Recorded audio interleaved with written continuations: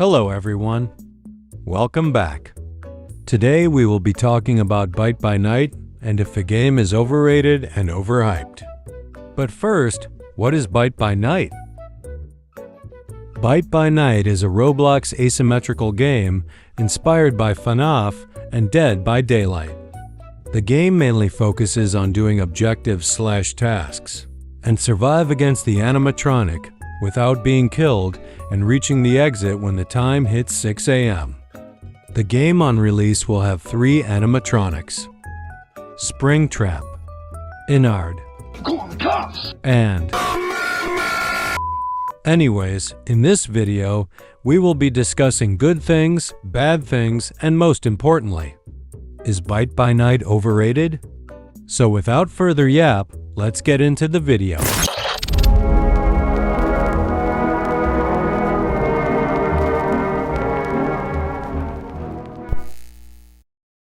First good thing about this game is quality, gameplay, and UI. First off is the quality. The quality and graphics on this game is very impressive. From the models to the overall graphics, the gameplay in the back can prove my point. I really don't know how this game came out this quickly, even with the graphics and quality being this good, which we will talk about later in this video. Not only this, there aren't really that many bugs that the game has, unlike most games when they release, which has a bunch of bugs. Gameplay-wise, it's not that bad, but I won't really get into this because I'll talk about it later in the video. And that's pretty much for this section. To summarize, quality and graphics are outstanding, not many bugs, and gameplay is mixed. To the next section. Have at thee! Ah, my fucking knees! Next good thing I want to talk about is the update time. As I stated before, for how good the game looks, it's kind of crazy how long the game took to make. To put into comparison, Dead by Daylight took 2 to 3 years, and this game took 8 to 9 months. That seems like a long time, but you have to take into consideration of how well the game looks, and how much content they released along with the game. But on the other hand, comparing it to Dead by Daylight is still kind of an understatement, since it was made 9 years ago. And if they were to make the game right now, it would probably take the same time or longer.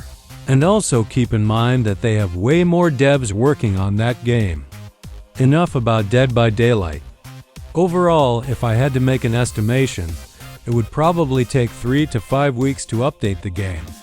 To summarize, update time is better than most games with graphics as good as this game, and we probably have to wait as long as Forsaken for an update. Pretty much it for this section. Next is replayability.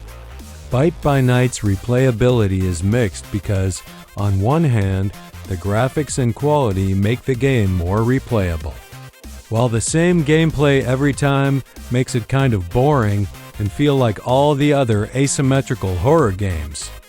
My fix for this would be to add more game modes that players can vote on, and to add more mini-games that you can play while you wait for the round to end. I just really hope they try to be different and make the replayability better. But as I stated before, because of how good the game looks, it makes the replayability better in its own way. Comparing it to other asymmetrical Roblox games again, let's say Forsaken.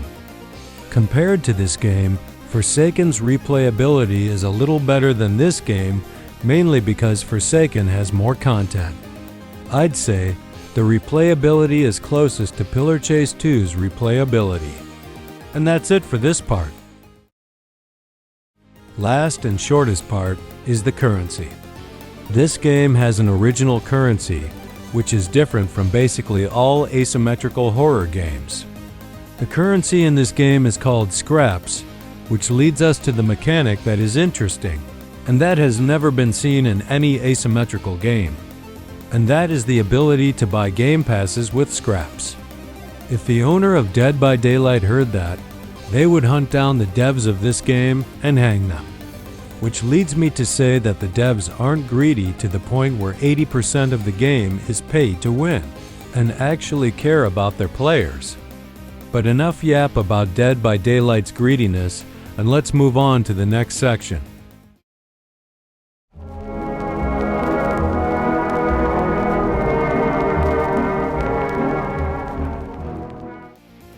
First problem is the new release of the game. Since the game just released, the content is limited.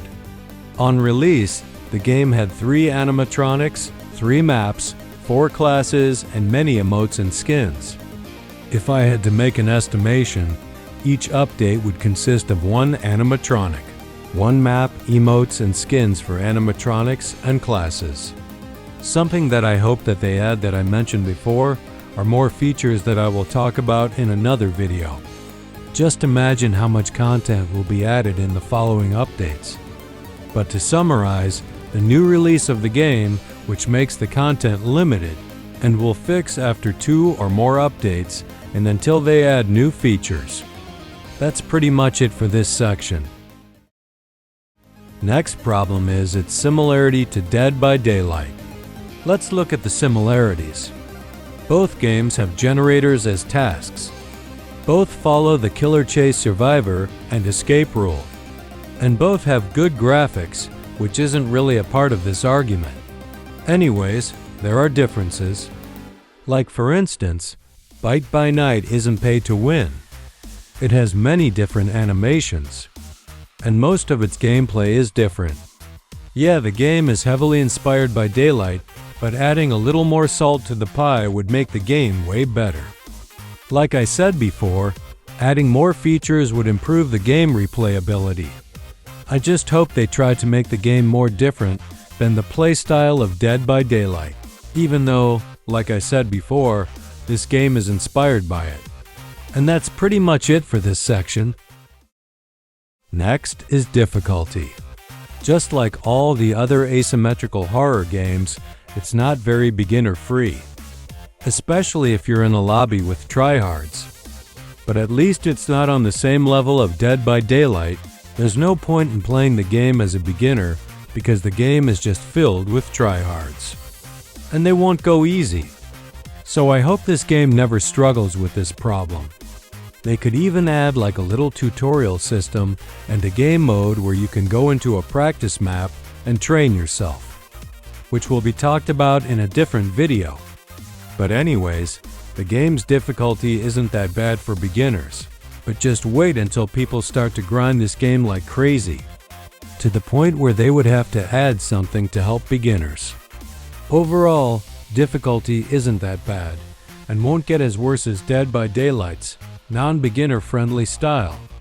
But enough about Dead by Daylight, and let's move on to the next and last section. The last section will take about replayability again.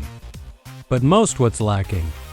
We already talked about the solution to the replayability, but what about what's causing this boreness? Let's take a look.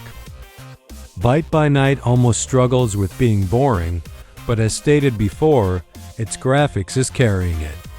Not only its graphics, but its uniqueness and hype is helping the game. All I'm saying is to step away from the classic, run from killer and survive premise, and be more original and adding more features, as stated multiple times before. But that's it for this section. It was pretty short, but I'm tired of saying the same stuff over and over again. Time for the conclusion.